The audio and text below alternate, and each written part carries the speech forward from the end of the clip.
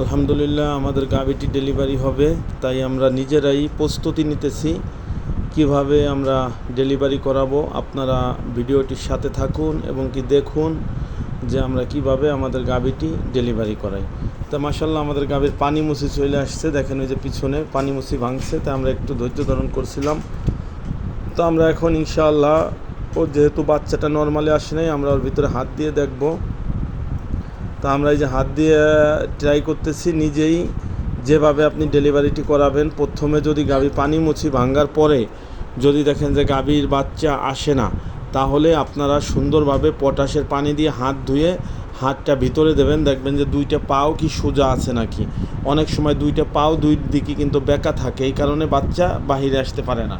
দুইটা পাও যদি দুই দিকে দিয়ে থাকে, বেঁকা থাকে, তাহলে ওটা সোজা করে ওই সামনে নিয়ে আসবেন। সামনে এনে আস্তে টান দিলেই কিন্তু বাছুর বের হয়ে আসবে। তবে পানি মুছি ভাঙ্গারও 15 থেকে 20 মিনিট আপনারা ওয়েট করবেন যে বাচ্চাটা নর্মাল ডেলিভারি হয়নি। যদি না হয় তাহলে হাত দিয়ে আমি যেভাবে প্রসেসটা করতেছি ঠিক এইভাবে সুন্দরভাবে, কোনো হতাশা হবেন না। যারা নতুন খামারি আছেন ভাইয়েরা, কোনো হতাশা হবেন না, শিখতে হবে, জানতে হবে।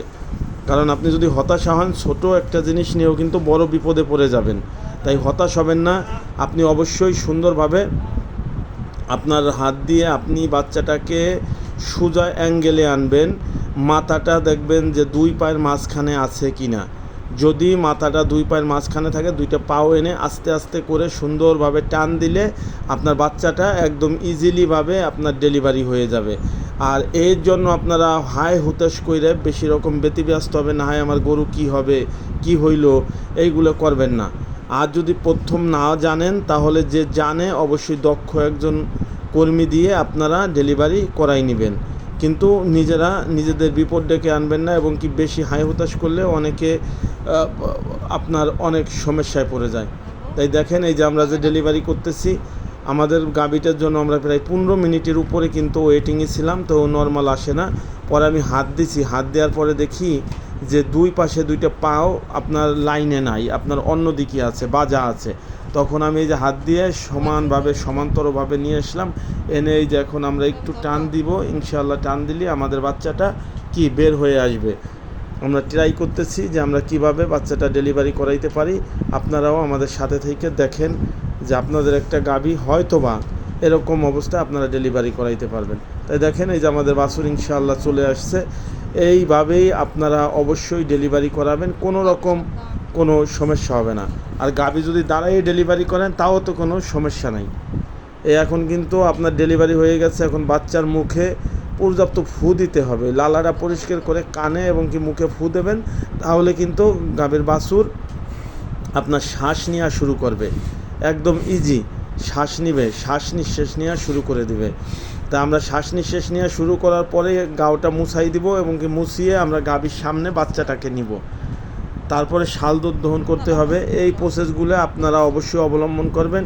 এবং আরও কি প্রসেসগুলো আমরা করি দেখেন, গরুকে কি খাওয়াই আমরা। তো এখন আমাদের বাচ্চা ইনশাআল্লাহ, আমাদের অক্সিজেনের অভাব পূরণ হয়েছে, কারণ এখন আমাদের বাচ্চা কিন্তু দম ছাড়তেছে।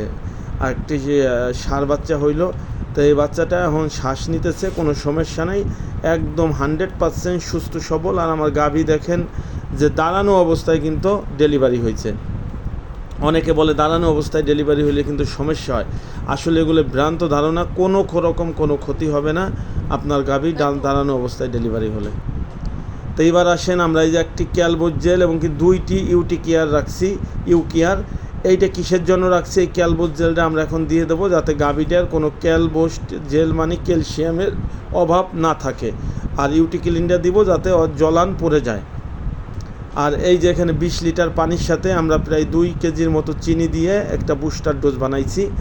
এইটা একটু পরেই দেখবেন যে ওই পানিটা আমরা গরুকে খাওয়াবো। এই এখন আমরা কি দিতেছি, এখন আমরা কিন্তু ইউটি ক্লিন দিতেছি।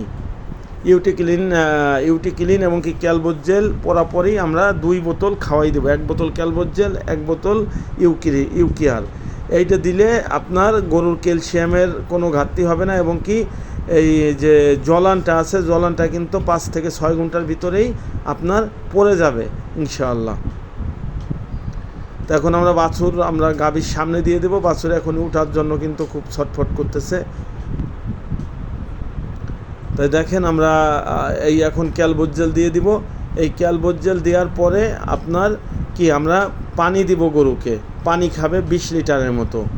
আপনারা দেখতে তালে থাকুন, তাই আপনারা সবই দেখা পারবেন যে আমরা কিভাবে ডেলিভারি করানোর পরও কতটুকু যত্ন আমরা একটা গাভীকে নিয়ে থাকি।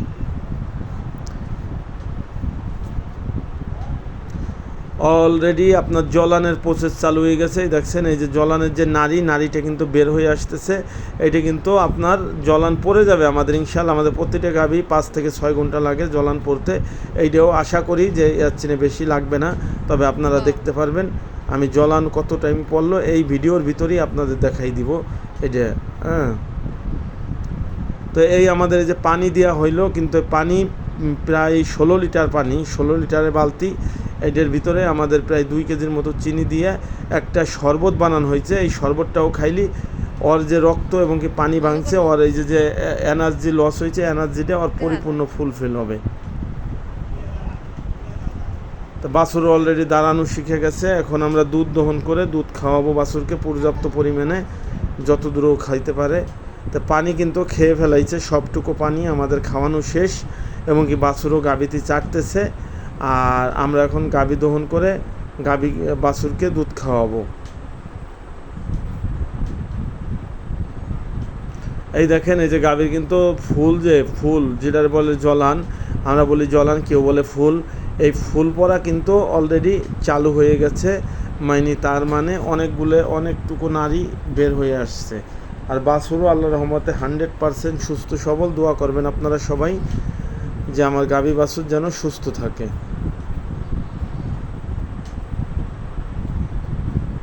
এবার আসেন আমরা 6 ঘন্টা পরে আমাদের গাভীটির অবস্থা। 6 ঘন্টা পরে কিন্তু আমাদের গাভীর জলান পড়ে গেছে।